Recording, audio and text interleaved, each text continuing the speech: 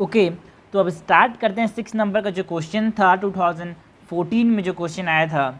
So it says that critically evaluate the various resources. Critically evaluate the various resources of the ocean which can be harnessed to meet the resource crisis in the world. Which can be harnessed to meet what? To meet the resource crisis in the world. हमको question में बोला है critically evaluate करना है किस चीज़ को? Various resources को, जो कि हमको कहाँ से मिलते हैं? रिसोर्सेज ऐसे जो कि हमको ओशन से मिलते हैं. ओके, सो हार्नेस करना to meet the crisis in the world. तो हमको बात करनी है sustainable manner of exploitation. Simple सा क्वेश्चन, हमको बात किसी करनी है about sustainable manner of exploitation. Critically evaluate करना है, मतलब हमको बताना है कि कैसे. एग्जाम्पल की बात करेंगे यहाँ पे वेरियस रिसोर्सेज की जो कि हम कहाँ से मिलते हैं? ओशियन से मिलते हैं. For example polymetallic nodules. अभी मैं बताता हूँ क्रिटिकली इवैल्यूएट का मतलब क्या होता है.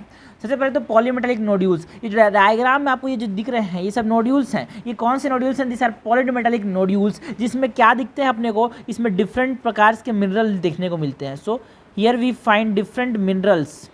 एंड ये मिनरल्स का रोल कहाँ है? ये मिनरल्स का रोल है टू प्रिपेयर बैटरीज, है ना. जो बैटरीज होते हैं, और स्पेशली ऐसे जो गाड़ियाँ अब जो आ रही है, ऐसे व्हीकल्स आ रहे हैं जो कि इलेक्ट्रिकली रन होते हैं, तो उनमें किसकी जरूरत पड़ती है? पॉलीमेटालिक नोड्यूल्स से जो मिनरल्स निकलते हैं उनकी जरूरत पड़ती है. तो यहाँ पे इसका पॉजिटिव एस्पेक्ट होगा कि हाँ, polymetallic nodules are the resources from the ocean जिनका हम इस्तेमाल कर सकते हैं टू मेक इलेक्ट्रिक व्हीकल्स. उसके बाद दिक्कत क्या है यहाँ पे? ओके, क्रिटिकली इवैल्यूएट करना है ना. दिक्कत क्या है यहाँ पे? दिक्कत ये है कि ये सी बेड पे पाए जाते हैं. यहाँ को अगर हमको इस मेटल को आपको एक्सट्रैक्ट करना है तो जो व्हीकल्स चाहिए, जो अपने गाड़ी चाहिए, अंडर वाटर जो गाड़ी चाहिए जिससे हम क्या कर पाएँ, इस मेटल को एक्सट्रैक्ट कर पाएँ, उतना आसान नहीं है. So this are the negatives about it. तो ये हो गया पॉलीमेट्रिक नोड्यूल्स की बात. और भी बहुत सारे रिसोर्सेज जो हमको कहाँ से मिलते हैं? ओशियन से मिलते हैं. For example oil resources. Okay, so oil resources जो कि सारे के सारे मतलब ऑलमोस्ट एवरी ओशन में मिलते हैं. और ओशन के कहाँ पे मिलते हैं? कॉन्टिनेंटल शेल्फ्स में मिलते हैं.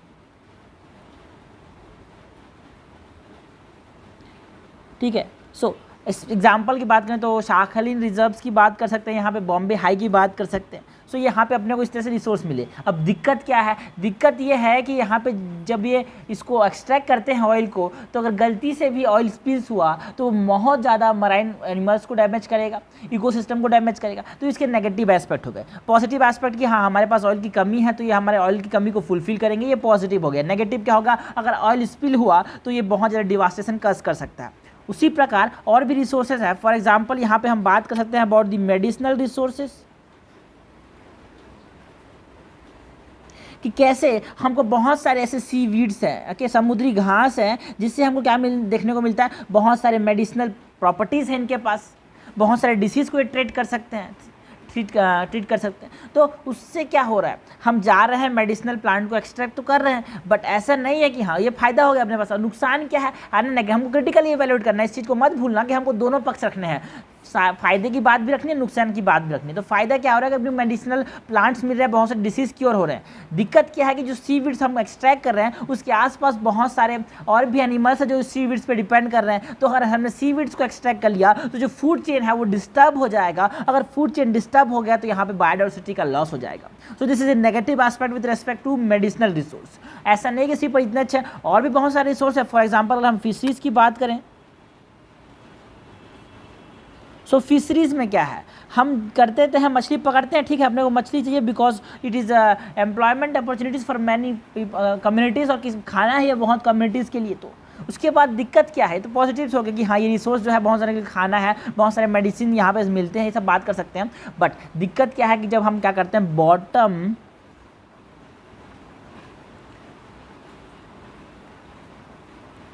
जब बॉटम ट्रोलर्स का इस्तेमाल करते हैं, मतलब ऐसे मछली पकड़ने के जाल जो कि क्या करते हैं, जो कि चानी से पूरा समुद्र के जो तलघट है ना, जो ज़मीन जो अटैच है वहाँ से सब चीज़ को ले लेते हैं. चाहे वो मछली हो, चाहे वो फाइटोप्लैंक्टन हो, चाहे वो प्लांट्स हो, सब चीज़ को निकाल लेते हैं. जिससे क्या होता है, जो डायवर्सिटी है, बायोडाइवर्सिटी, उसका लॉस होता है. ये सब तो रिसोर्सेज हो गए। हम यहाँ पे और भी सारे रिसोर्सेज की बात कर सकते हैं। For example we can talk here about the tidal resource, और टाइडल एनर्जी की जिसका हम एक्सट्रैक्शन करते हैं किससे, जो वेरिएशन है किसमें, जो वेरिएशन है अपने पास टाइड्स में, उससे। तो यहाँ पे क्या है, हम इसका ये अपने लिए यूज़फुल हो गया। अब क्रिटिकली इवेल्युएट क्या करेंगे कि हाँ, अगर हम ध्यान से इसको ना बनाएं तो जो अपने पास मशीन्स हैं जो हमने एम्प्लॉय किए थे फॉर टाइडल एनर्जी जनरेशन, वो डैमेज भी हो सकते हैं। ओके, ये सब चीज़ें बात कर सकते हैं। तो ये क्रिटिकली इवेल्युएट का मतलब अपने को दोनों पक्ष रखने हैं, फ़ायदे की बात रखनी है, नुकसान की बात रखनी है। तो अब हम अप्रोच की बात करते हैं, इस क्वेश्चन में हमारा अप्रोच क्या होगा। तो सबसे पहले हम इंट्रोड्यूस करेंगे by mentioning that ocean are what, ocean are vast और vast repositories of what, they are the vast repositories of untapped resources. तो इसकी बात करके हम क्या कर सकते हैं, यहाँ पे इंट्रोड्यूस कर सकते हैं, जो कि हमारे आज जो क्राइसिस जो आज हमारे पास रिसोर्सेज कमी है उनको फुलफिल कर सकते हैं, और हमको जो क्राइसिस मैटर मतलब जो हमारे पास आज कमी है उसको फुलफिल कर सकते हैं। ठीक है, सो ये बोल के हमने इंट्रोड्यूस कर दिया। उसके बाद जब हम बॉडी की तरफ मूव करेंगे तो इसमें हमको बताना पड़ेगा about the various resources that the ocean have. 7 से 8 रिसोर्सेज की बात यहाँ पे कर सकते हैं। For example the extraction of salt, जो कि हम ओशन से कर सकते हैं। ओके, प्लेसर गोल्ड्स, जिसका हम क्या कर सकते हैं, एक्सट्रैक्ट कर सकते हैं ओशन से, है ना। बहुत सारे मिनरल्स हैं जैसे कि टाइटेनियम हो गया, सल्फर हो गया। ओके, सो बट इसके अदर इम्पैक्ट्स भी हैं कि जैसे कि अगर हम इसे ध्यान से ना लिए, ध्यान से इस चीज़ों को ना किया तो हमने क्या हो जाएगा, इट कज pollution. Okay, it impact the marine organism, because हमको बात करनी है दोनों पक्ष की। सो ये पॉजिटिव्स हो गए, ये नेगेटिव्स हो गए। This is what we call critically evaluate. Critically का मतलब होता है दोनों पक्ष रखने। सो उसके बाद जब हमने इसकी बात की कि हाँ क्या क्या दिक्कतें आ सकती हैं, सो दिक्कतें तो ये है कि इम्पैक्ट ऑन मराइन ऑर्गेनिज्म, डिकैटन, हमने जो ऑयल गैस है, ठीक है ना, इसकी बात कर लिया। हमने फ़ायदे की बात की, फॉर एग्जांपल यहाँ पे पॉलीमेट्रिक नोड्यूल्स की बात की यहाँ पे। ओके, सो पॉलीमेट्रिक नोड्यूल्स जो है एक तरह के रिसोर्सेज है ना। ओके, यहाँ पे फिशरीज़ की बात कर ली, देखिए यहाँ पे अगर हमने ज़्यादा फिशरीज़ का कर लिया तो यहाँ पे क्या है, it is a negative point about this. अगर हमने ज़्यादा मछलियों को खींच लिया, मतलब मछली ज़्यादा हमने एक्सट्रैक्ट कर लिया, तो क्या हो जाएगा, इम्बैलेंस हो जाएगा इकोलॉजी में। तो हम दोनों की बात कर रहे हैं, पॉजिटिव एस्पेक्ट की भी बात कर रहे हैं, नेगेटिव एस्पेक्ट की भी बात कर रहे हैं। और इसको जब हम कंक्लूड करेंगे तो कंक्लूड कर सकते हैं by mentioning what is the need for sustainable resource extraction. ठीक है, हम ये बात कर सकते हैं कि जो ये SDG है ना, अपने को सब चीज़ एक्सट्रैक्ट करना चाहिए, है ना, अपने फ़ायदे के लिए इस्तेमाल तो करना ही चाहिए, बट आपको ध्यान रखना चाहिए सस्टेनेबल डेवलपमेंट गोल्स के बारे में। जैसे कि SDG 12 that talks about the sustainable consumption and production, and SDG 14 that talks about life below water. So इन सब की बात करके एक पॉजिटिव नोट में हम यहाँ पे कंक्लूड कर सकते हैं एक वे फॉरवर्ड के साथ कि करना क्या चाहिए। हाँ भाई, एक्सट्रैक्ट तो करना पड़ेगा because we are in a crisis situation. ठीक है, सो इसकी बात हम यहाँ पे कंक्लूड कर सकते हैं। नेक्स्ट क्वेश्चन क्या है, 7 नंबर का। It says that how does India sees its place in the economic space of rising natural resource rich Africa. तो यहाँ पे 2 की टर्म है यहाँ पे क्वेश्चन के अंदर, economic space of rising natural resource in India.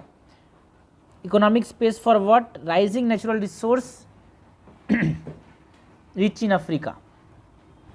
अब ये क्वेश्चन कैसे आ गया, कहीं से भी क्वेश्चन यूपीएससी उठा के दे देती है, ऐसे लोग सोचते हैं। गलत दोस्त, ऐसा ये क्वेश्चन आया क्योंकि उस समय जो था 2014 का क्वेश्चन है, 2014 का क्वेश्चन है। तो उस समय क्या था, जो इंडिया अफ्रीका समिट को चर्चे में था, चर्चे में जो चीज़ रहता है उसको ये पूछ लेती है, तो यहाँ पे इसलिए क्वेश्चन ये पूछ लिया गया।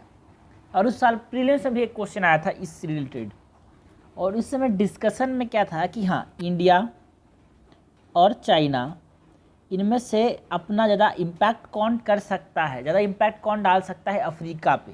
ये उस समय बहुत ज़्यादा न्यूज़ में था, चर्चे में था, इसीलिए क्वेश्चन पूछ लिया गया।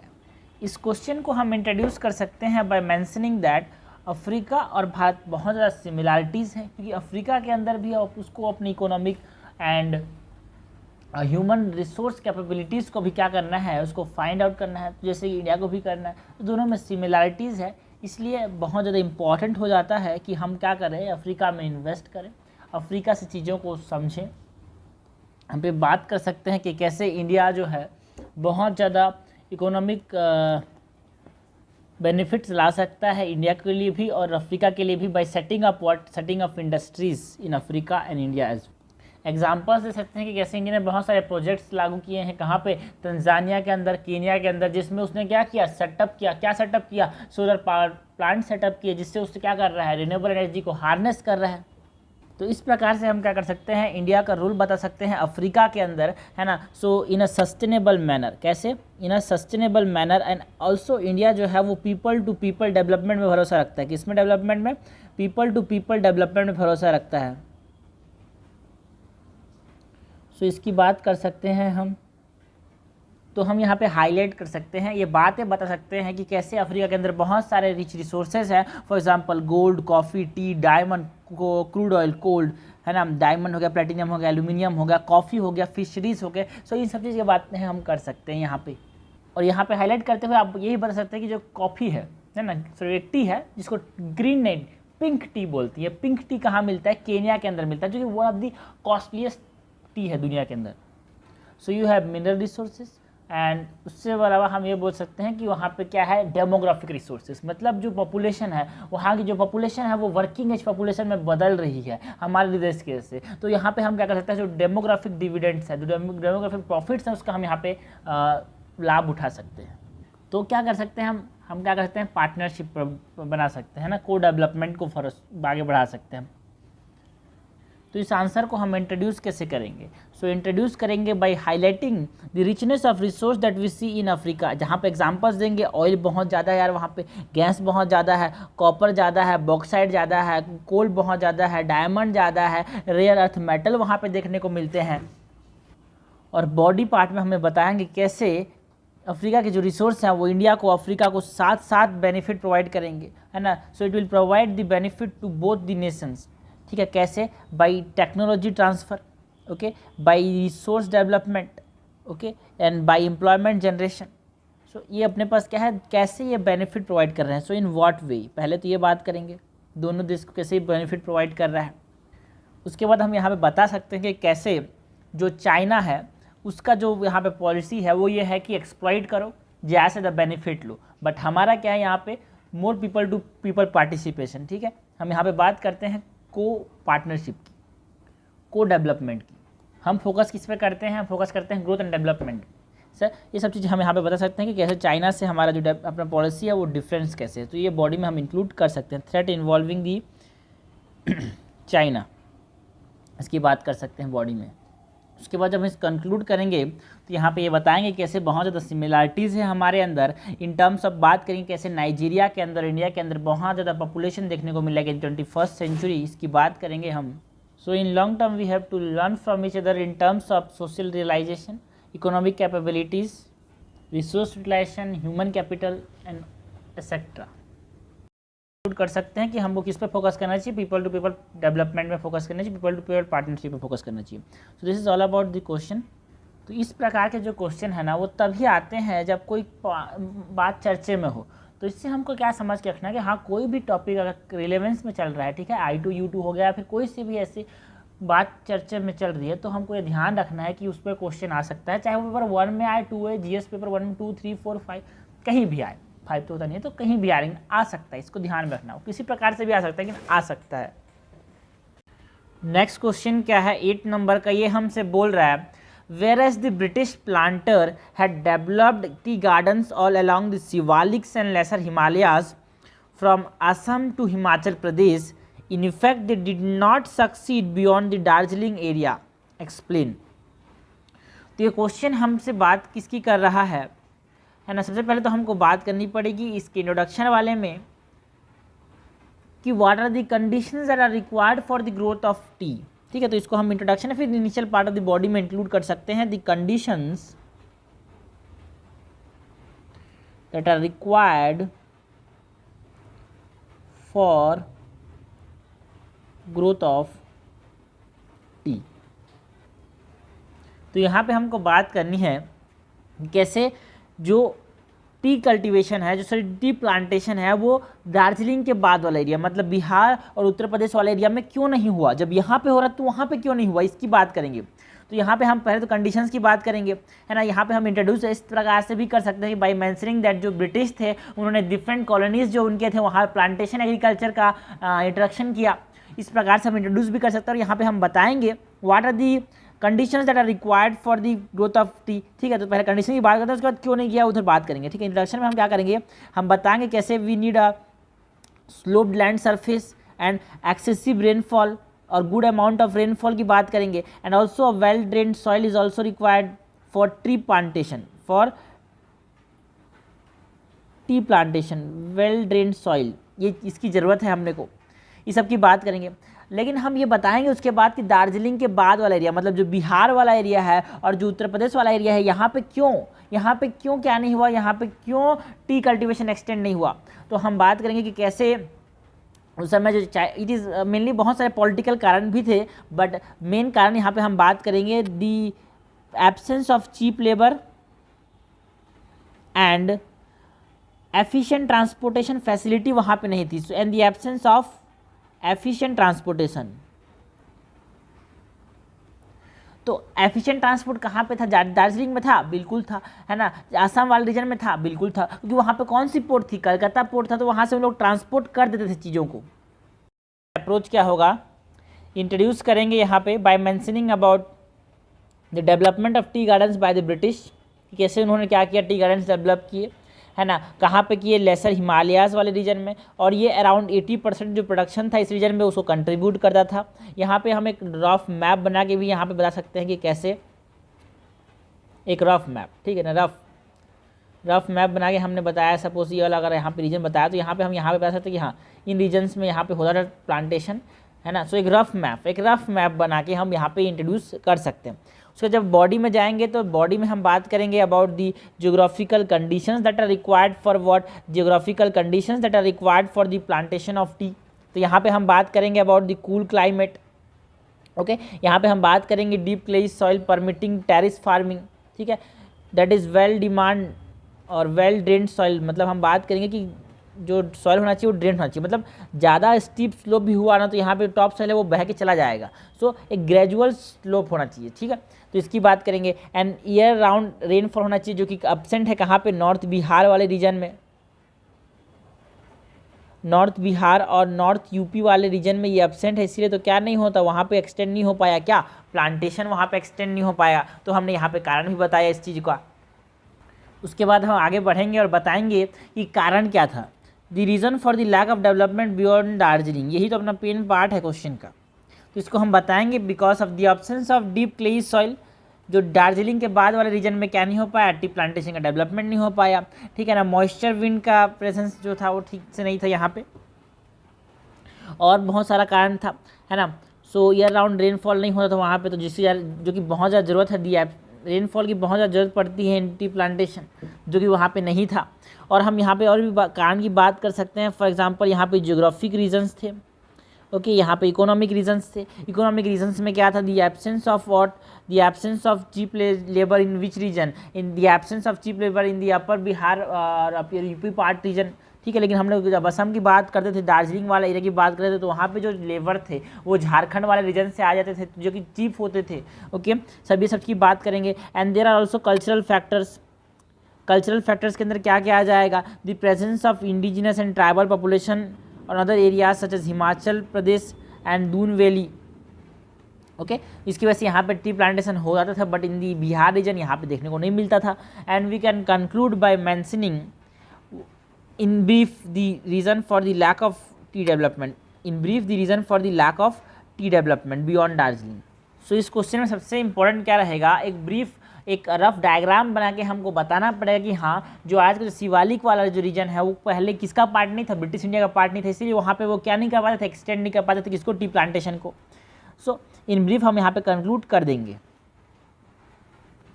Next question 9th number question है, क्या बोलता है, account for the change in the special pattern of the iron and steel industry in the world. तो हमको बात करनी है मेनली जो ये क्वेश्चन है ना 2020 के क्वेश्चन से मिलता जुलता है, और 2020 वो क्वेश्चन कौन था मैं दिखाता हूँ, ओके। तो ये क्वेश्चन था, हमने डिस्कस किया था इसको, आयरन एंड स्टील इंडस्ट्री वाला क्वेश्चन था, ओके। तो यहाँ पे साफ साफ वही क्वेश्चन है, मतलब सिंपल सी बात है, ये लोकेशन ऑफ एनी इंडस्ट्री की बात कर रहा है।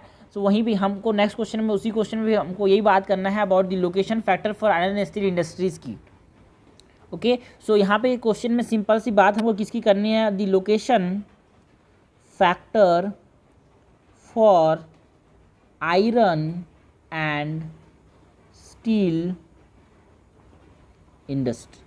ठीक है, सो हम यहाँ पे लोकेशन फैक्टर में बहुत सारे फैक्टर्स की बात करेंगे। सो हम यहाँ पे बात करेंगे अबाउट दी फैक्टर्स। सो यहाँ पे फैक्टर कौन कौन से हैं, जैसे कि हम बात करेंगे रॉ मटेरियल की, कि रॉ मटेरियल कितना दूर में है, पास में अवेलेबल है कि नहीं। रॉ मटेरियल में क्या आता है, ओर आता है, कोर आता है, मतलब कोल आता है, कोल। ओके, लाइमस्टोन आता है, मतलब ये सब चीज़ की ज़रूरत पड़ती है for what, for the preparation of iron and steel.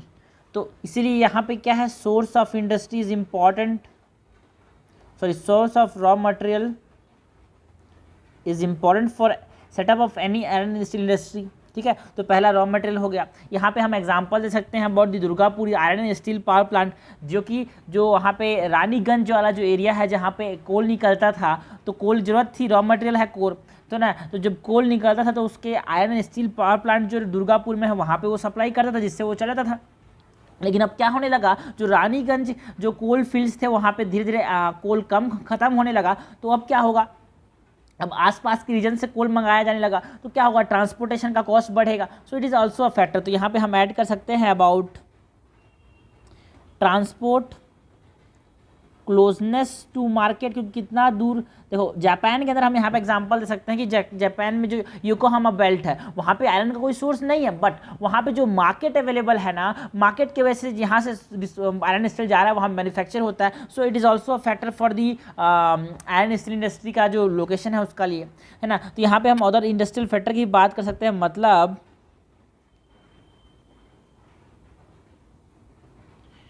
मतलब उस आयरन स्टील से क्या क्या और भी क्या सारे सामान बन पा रहे हैं अगर उस एरिया में। ठीक है, आयरन स्टील तो है, उससे ऑटोमोबाइल्स बन रहे हैं, ठीक है ना, उससे इंफ्रास्ट्रक्चर डेवलपमेंट हो रहा है, तो और भी क्या क्या चीज़ उससे बन पा रही है, इस चीज़ पे भी डिपेंड करेगा कि आयरन स्टील इंडस्ट्री कहाँ पे लोकेटेड होगा।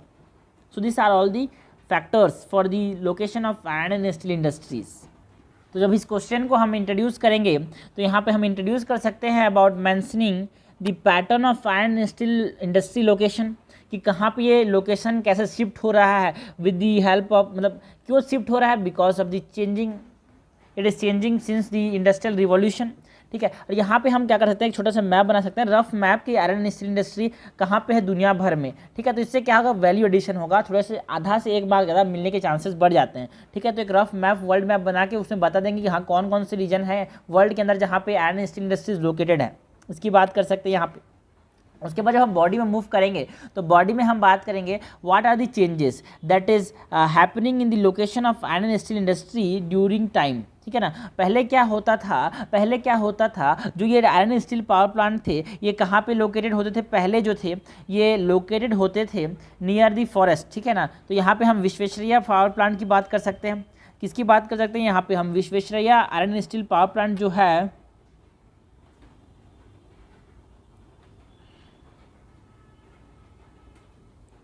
इसकी बात कर सकते हैं, कर्नाटका के अंदर है।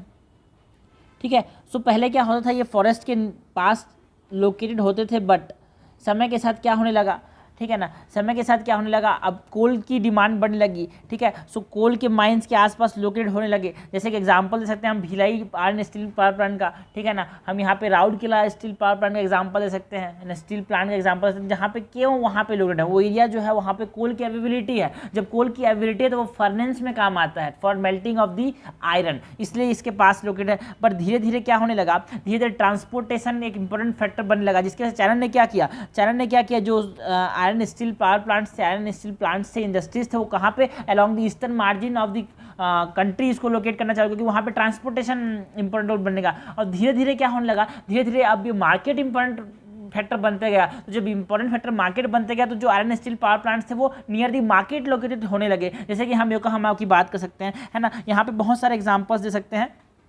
ओके, फॉर एग्जांपल गवर्नमेंट के इनिशिएटिव से बहुत सारे पॉलिसीज़ की वजह से क्या बना, आयरन स्टील प्लांट, जैसे भिलाई पावर प्लांट की बात कर सकते हैं यहाँ पे।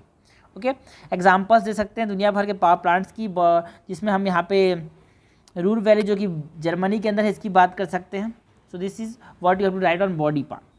उसके बाद हम कंक्लूड करेंगे तो हम ये बताएंगे it is the convergence of many factors that determines the location of iron and steel industries आज iron and steel power plant कहाँ पे लोकेटेड होते हैं? आज आयरन और स्टील पावर प्लांट वहाँ पे लोकेटेड होते हैं where there is an equilibrium between what? Equilibrium between the transportation cost and the proximity to the market, दोनों के बीच में इक्विलिब्रियम है, तहाँ वहीं उसी लोकेशन में उसको बोलते हैं suitable location for the settlement और क्या बोल सकते हैं establishment of iron steel industries. Simple सा कंक्लूजन रहेगा और इस क्वेश्चन में सिंपल सा है, more the examples you give the more marks you get, simple सा कॉन्सेप्ट है ना। Now moving to the next question क्या है? Why did green revolution in India virtually bypass the eastern region despite fertile soil and good availability of water? तो हम के बात करनी क्या है, बात इस बात की क्वेश्चन ने हमसे पूछा है कि भाई ग्रीन रिवॉल्यूशन सिर्फ और सिर्फ ईस्टर्न पार्ट में क्यों हुआ, ईस्टर्न पार्ट में क्यों नहीं हुआ, बावजूद इसके कि वहाँ पे फर्टाइल सॉइल भी था, वहाँ पे पानी भी था। तो हमको यहाँ पे बताना पड़ेगा इंट्रोडक्शन या फिर initial part of the body में what does green revolution is. ठीक है, तो यहाँ पे हम बात करेंगे कि ग्रीन रिवॉल्यूशन होने के लिए क्या क्या चाहिए था। तो यहाँ पे हम बात करेंगे about the HYV seeds that are required. यहाँ पे हम फर्टिलाइजर्स की ज़रूरत की बात करेंगे। Okay, here we will talk about the irrigation facilities that are necessary, that is required for green revolution to happen। और किसकी बात करेंगे? रूरल इंफ्रास्ट्रक्चर की। रूरल इंफ्रास्ट्रक्चर में यहाँ पे क्या आता है? रूरल इंफ्रास्ट्रक्चर की बात करने का मतलब है हमारे पास इलेक्ट्रिफिकेशन की बात करें कि बिजली अभी तक वहाँ तक गाँव तक पहुँची है कि नहीं पहुँची है ना। यहाँ पे हम और भी बात करेंगे लाइक मैकेनाइजेशन। ओके, ट्रैक्टर्स पहुंच पा रहे हैं कि नहीं पहुंच पा रहे हैं, उनको पता है कि नहीं पता है कि ऐसी चीज़ें क्या है। तो this are the things that green revolution से ये सब चीज़ें हुई।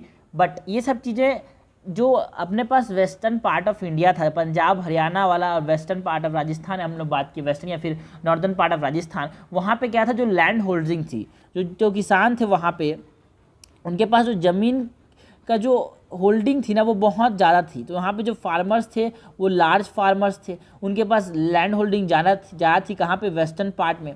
तो वो आसानी से क्या कर पाते थे? वो आसानी से HYV सीड्स खरीद पाते थे, फर्टिलाइज़र खरीद पाते थे, इरिगेशन फैसिलिटीज़ खरीद पाते थे, क्योंकि उनको बहुत सारा एरिया था तो बहुत सारा प्रॉफिट होता था।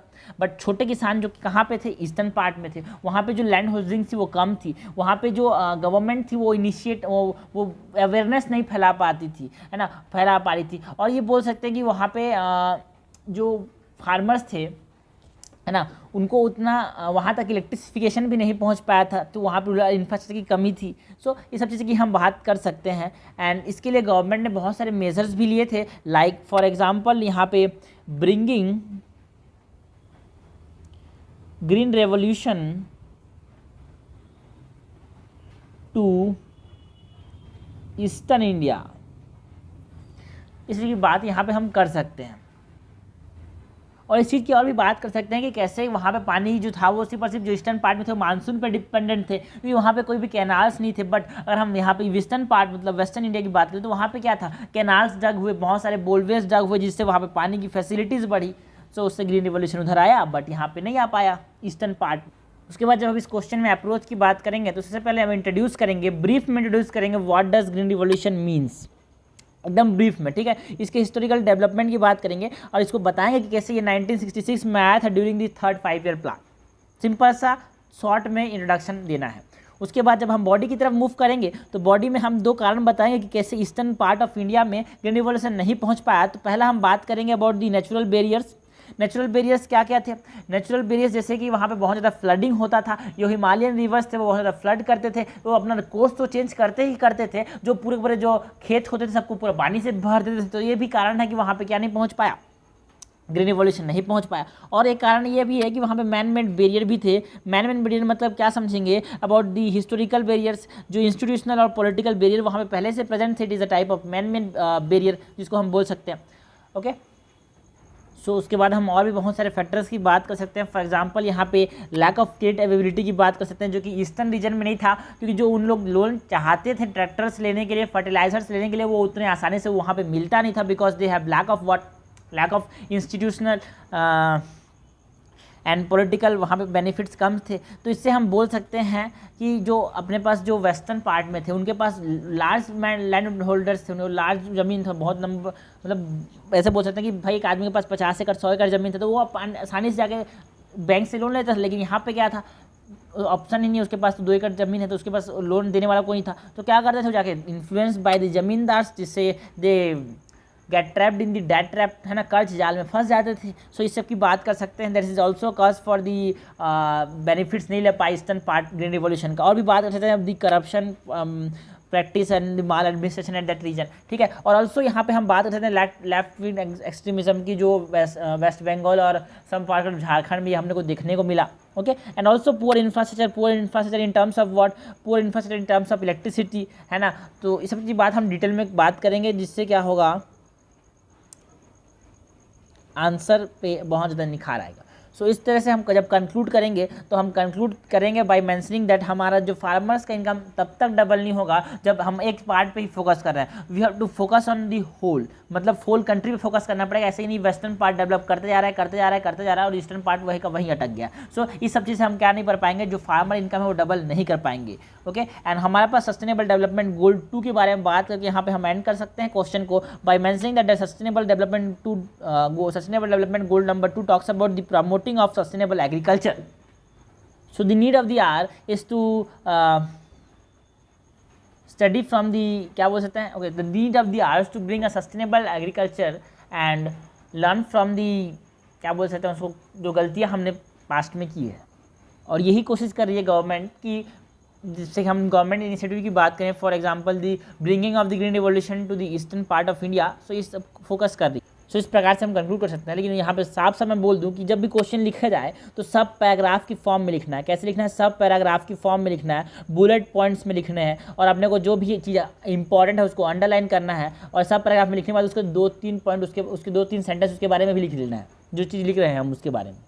यही को क्या बोलते हैं, यही को बोलते हैं टिप्स एंड ट्रिक्स, जिसको हम बोलते हैं जिससे आधा और 1 मार्क का डिफरेंस क्रिएट होता है। तो इस पेपर में हमने क्या देखा, 2 तरह के क्वेश्चंस थे। एक तो जो कि फिजिकल ज्योग्राफी पे बहुत सारे फिनोमिनास पे क्वेश्चंस थे, और दूसरा जो कि करंट इश्यूज़ पे क्वेश्चंस थे। तो यही होता है, दोनों चीज़ें फोकस करना है, जो करंट इश्यूज़ है उस पर भी, और जो फिजिकल फिनोमिनास है, जैसे कि अर्थक्वेक्स की बात की हमने, ग्लोबल डिस्ट्रीब्यूशन ऑफ अर्थक्वेक्स की बात की, है ना, बहुत सारे मानसून की बात की। तो ये सब कॉन्सेप्ट इंपॉर्टेंट है। ज़्यादा से ज़्यादा प्रैक्टिस, ज़्यादा से ज़्यादा क्वेश्चन, ज़्यादा से डायग्राम, और कम से कम रिसोर्सेज, क्योंकि ज़्यादा से ज़्यादा चीज़ें पूछी ही नहीं जा रही है। वो एक ही चीज़ को बार बार पूछ रहा है, तो ज़्यादा से रिसोर्स क्या करना, अलग अलग चीज़ पूछता तो अलग अलग रिसोर्सेज होते हैं, लेकिन यहाँ पे चीज़ें एक ही पूछी जा रही है। तो कंसाइज करना इंपॉर्टेंट है यहाँ पे।